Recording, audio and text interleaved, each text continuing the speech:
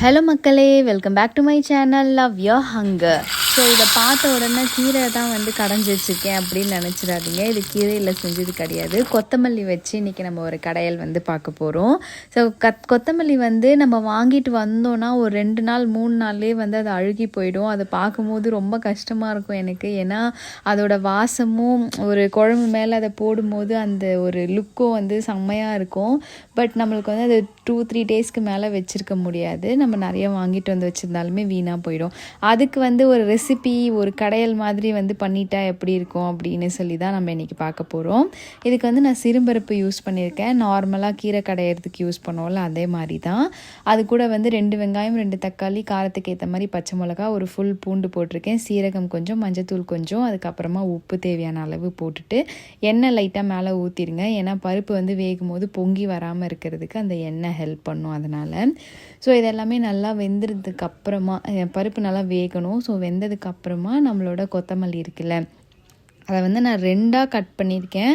உங்களுக்கு வேணும்னா இது குட்டி குட்டி பீசஸாக நீங்கள் கட் பண்ணியும் போட்டுக்கலாம். இல்லை எனக்கு அந்த நார் மாதிரி வரும் அந்த தண்டுலேருந்து, அது வேண்டாம் அப்படின்னு நினச்சிங்கன்னா வெறும் அதோட லீவ்ஸ் மட்டுமே கூட நீங்கள் கட் பண்ணி போட்டு செஞ்சுக்கலாம்.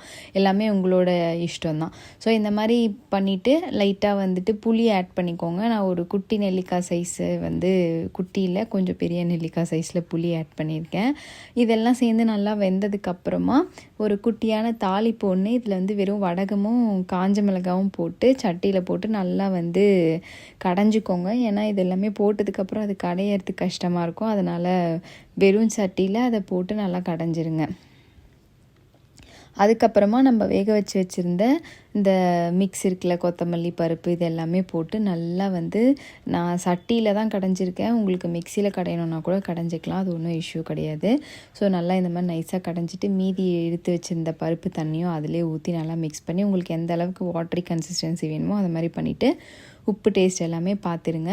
இதுக்கப்புறம் சின்னதாக ஒரு தாளிப்பு போட்டுடலாம். எண்ணெய், கடுகு, காஞ்ச மிளகாய் இது எல்லாமே போட்டுட்டு நல்லா தாளிச்சிட்டு அது மேலே ஊற்றிட்டு நீங்கள் சூப்பராக சாப்பாடுக்கு சர்வ் பண்ணலாம். ஸோ வாசனைலாம் பார்த்திங்கன்னா நம்ம கொத்தமல்லி சட்னியோட வாசனை உங்களுக்கு தெரியும். குழம்பு மேலே அந்த கொத்தமல்லி தூவும் போது ஒரு வாசனை வரும். அதே மாதிரியான ஒரு நல்ல ஒரு அரோமா தான் இதுலேயும் இருந்துச்சு. ஸோ டேஸ்ட்டுமே சூப்பராக இருந்தது. இது நான் ஃபர்ஸ்ட் டைம் செஞ்சு சாப்பிட்டு பார்த்தேன். ரொம்ப நல்லா இருந்தது. இது கூட நான் காலிஃப்ளவர் 65 வச்சேன். It's ultimate. நீங்களும் ட்ரை பண்ணி பார்த்து எப்படி இருந்துச்சுன்னு எனக்கு கமெண்ட் செக்ஷனில் சொல்லுங்கள். தேங்க்ஸ் ஃபார் வாட்சிங் திஸ் வீடியோ. Bye bye.